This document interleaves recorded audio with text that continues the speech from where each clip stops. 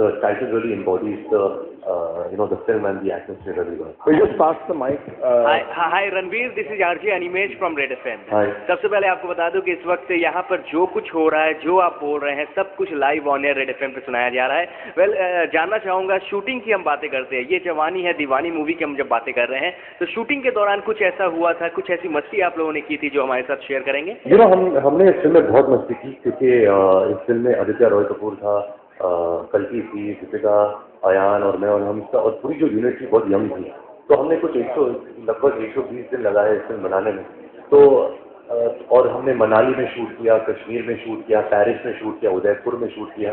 तो एक दिन ऐसा नहीं है कि मैं बोलना चाहूँगा अच्छा इस दिन हमने ये किया या वो किया, लेकिन ये पूरे फिल्म में हमने इतनी मस्ती की, और वो कहीं ना कहीं आपको पर्दे पे भी झलक आएगी, क्योंकि अगर आप रियल लाइफ में सेट पे अगर एक खुशहाली का माहौल है तो कहीं ना कहीं वो स्क्रीन पर भी झलक आती है। और ये बहुत ज़रूरी होता है as actors, as creative people, to really be in a good mood, to be in a happy mood, because I think creativity happens best when you're happy. Okay, well, इस मूवी की एक और खूबी कही जा रही है कि माधुरी दीक्षित आइटम सॉन्ग करते हुए आपके साथ नजर आ रही है। Few words for Madhuri ji. Well, it was lovely. Like most of the men out there and women who are all in love with Madhuri Dixit, so was I. And I finally got an opportunity to dance with her in a song. And it was lovely. It's a moment I'll always cherish all my life. Ranbir, आपको मैं बताना चाहूँगा कि आपसे expectation जो है कोलकाता के लोगों के, हिंदुस्तान के लोगों के बहुत ज़्यादा बढ़ गए हैं। बर्फी के बाद क्या एक्सपेक्ट कर रहे हैं आप इस मूवी से, क्योंकि बर्फी ने बहुत सारे अवार्ड जीते थे? Well, अवार्ड्स का तो कभी एक्सपेक्टेशन होता नहीं है। जब मैं रॉकस्टार में जीता और बर्फी में जीता, I really didn't think that I would win awards for these films. But I think एक अवार्ड सोने पे सुहाना हो जाता है। एक बार फिल्म लोग पसंद कर ले, फिर अवार्ड मिलते तो चलो एक शाबाशी दे देते कि चलो well done. But I don't think awards mean anything. I think what really means is if you go to the theater, if you enjoy yourself, अगर आप दूसरे लोगों को कहोगे कि ये बहुत अच्छी फिल्म है, रणबीर अच्छा काम कर रहा है, I think that is the biggest award for me. Well, अंदर की खबर एक और है मेरे पास कि आप एक और मूवी कर रहे हैं जिसकी शूटिंग जो है वो कोलकाता में होने वाली है। कोलकाता आपका दूसरा घर जैसा हो गया, कुछ कहना चाहेंगे इसके बारे में? बिल्कुल, मैं बहुत जगह शूट भी किया हूँ यहाँ कोलकाता में, and I think the place, the people, the food, the culture out here, the whole essence of Kolkata is so special. I've traveled to various cities in India. I've shot in them also, but I think the peace that Kolkata has and the beauty that Kolkata has and what it also translates on screen, I don't think any city has. Okay, इतने दिनों में कुछ बंगाली सीखा आपने?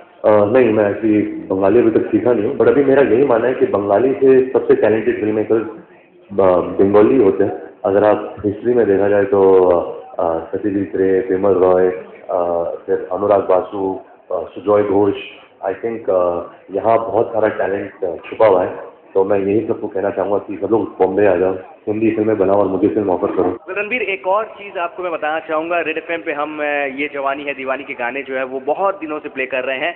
Top 3 गानों में से एक है बदतमीज दिल। वेल, आपने कोई सबसे बड़ी बदतमीजी जो की है आज तक, वो हमारे साथ कुछ शेयर करना चाहेंगे? बदतमीजी, वेल मैंने फिल्म में भी कहा है कि बदतमीजी एक बीमारी है जो धीरे धीरे वक्त के साथ बुढ़ापे में बदल जाती है, और इससे पहले कि बुढ़ापा आ जाए थोड़ी बदतमीजी कर ले, इसमें कोई बुरी बात नहीं है। लेकिन जहाँ बदतमीजी है, बदतमीजी की हद भी होती है, आप उसे पार नहीं कर सकते। एज लॉन्ग एज आपकी बदतमीजी किसी को चोट नहीं पहुँचाती, किसी को दर्द नहीं देती, तब आप बदतमीजी कर सकते हैं।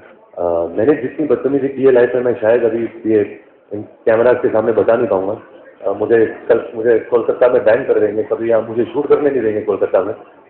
बट आई थिंक मैं ज़्यादातर सबसे बदतमीज स्कूल में था। एक किस्सा है, प्लीज़ मुझे मारना मत, बट मैं कुछ करीबन 5-6 साल का था, और क्लास चल रहा था। उस टाइम मेरी एक टीचर थी मिसेस जॉन, वो एक ही टीचर थी जो स्कर्ट पहन के आती थी। तो जब वो क्लास दे रही थी तो मैं वो टेबल के नीचे जाके उनके पाँव देखता था, और मुझे बहुत अच्छा लगता था, दिल को सुकून पहुंचता था। तो प्रिंसिपल ने मम्मी को बुलाया, पापा को बुलाया, बोला कि देखो आपका बेटा क्या कर रहा है। तो आई थिंक ये बदतमीजी वहीं से शुरू हुई और अभी तक चल रही है।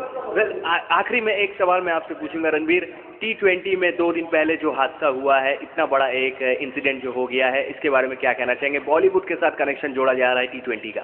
Well, firstly, I think it's very shameful that something like this has happened, and just because of 2 or 3 mischievous people, I think the entire platform of IPL gets spoiled. I think it's such an entertaining platform. the entire country loves it, the entire world loves it. And there are many players who are very seriously and passionately playing the sport. And I think because of such culprits and such mischief makers, their names also came here. Where Bollywood's connection with this thing is, I have no idea. I also read in the paper that Bindu Dara Singh was arrested regarding match fixing. But I have nothing to say to that. It's actually not just about Bollywood, it's a human being. You cannot change a sport like cricket, which is so loved in our country. So yeah, it's very shameful and it's very sad that something like this has to happen. Thanks a lot Ranbir हमारे साथ बातें करने के लिए, red FM को समय देने के लिए. Thank you so much. Thank you. All right, guys, we'll have to wrap up here.